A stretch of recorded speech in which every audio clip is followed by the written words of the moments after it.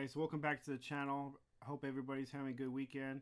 I just wanted to do a quick video on the classification of sports cards through three different tiers. Now, this is my own classification of sports cards that I do, and it's just for informational purposes. It's to show you guys and to share with you guys how I break down sports cards in different tiers. It helps me to whenever I'm collecting cards, when I'm buying, when I'm trading, whatever. It just helps me to break them up into the three different tiers so that I go by, and it helps me in the current state when I'm collecting, or maybe the future state or whatever. So this is just my own classification. Feel free to get any kind of information you can from it. If you guys enjoy the video, go ahead and give a thumbs up and a like, and then go ahead and share if you can. So let's start it off. Like I said, I break my sports cards into three different tiers: the high tier, mid tier, and low tier cards. Okay, so you might be saying like, okay, this sounds kind of like stocks. Yeah, kind of, but it's the way I define my sports cards. Whenever I see something I like, or anything that I currently have, I still value them the same way, and I still classify them into these different tiers. You'll see what I'm talking about. Okay, so let's begin with the low tier sports cards. This includes base cards. It could consist of stars, non-stars, Hall of Famers, rookies. It's made up of your common cards. Has a high population. And this doesn't, you might see PSA on the pictures, but it doesn't have to be PSA. It could be BGS, SGC. It doesn't matter. I just threw up those cards and they happen to be PSA. But the high population can expand to all other grading companies. It doesn't matter. And then basically nothing exceeding $200. So anything $200 or below, it's considered a low tier sports cards to me. Okay.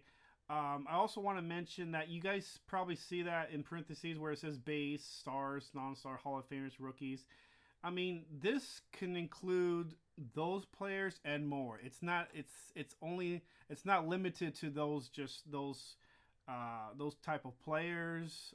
And this goes through all the three sports, all four sports. It doesn't matter. Okay, so the next tier is the mid-tier sports cards. Okay, so this may consist of your parallels, refractors, autos, patches, or even RPAs, inserts, numbered cards, short prints, and this is also limited. This is also included but not limited to stars, Hall of Famers, and rookies. This has a low population count. These type of cards have a low population count. And also the range for the mid-tier sports cards, they range anywhere from $200 to $500. And like I said, this is my own classification. So that price range might be different for you. It might be different from somebody else, but this is just my own classification. For mid-tier sports cards, it's $200 to $500.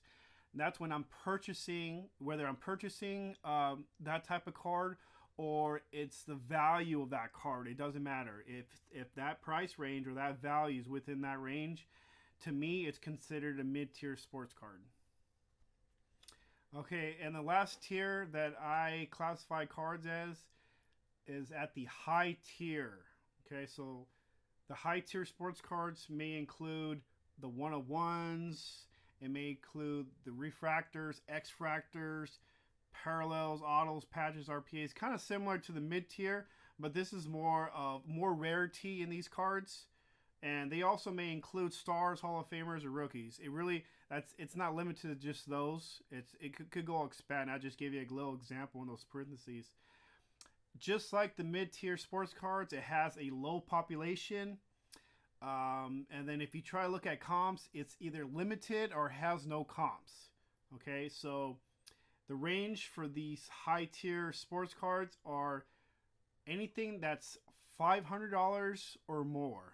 Okay, so if your value of that card or the purchase of that card exceeds $500, then to me, or my own classification, I view that as a high tier sports card. Okay, and like you guys can see on the slide right now, some examples is the 2003 Topps Card LeBron James Black Refractor. You have the Kyler Murray RPA, the Panini 1 in BGS 9.5. Then you also have a 2012 Panini National Treasures autograph, or excuse me, autograph patch of Kobe Bryant, and that's numbered to 14 out of 49. These cards are known as like the high value, high tier sports cards in my view. So anything that's super rare, super expensive, no comps, that's pretty much a high tier sports card in my view. I have some of these high tier sports cards.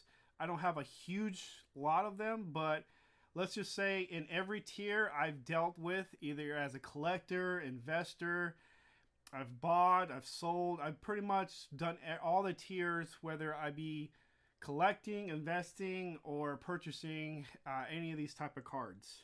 So that's just my definition. Well, that's it, guys. Just wanted to show a quick video how I classify sports cards, and it, may help with your investing, your collecting. So it's just something I wanted to share. I hope you guys enjoyed the video. Hope you guys liked it. Like I said, if you guys liked it, go ahead and put a thumbs up, share with your friends, and I will see you in the next video. Peace.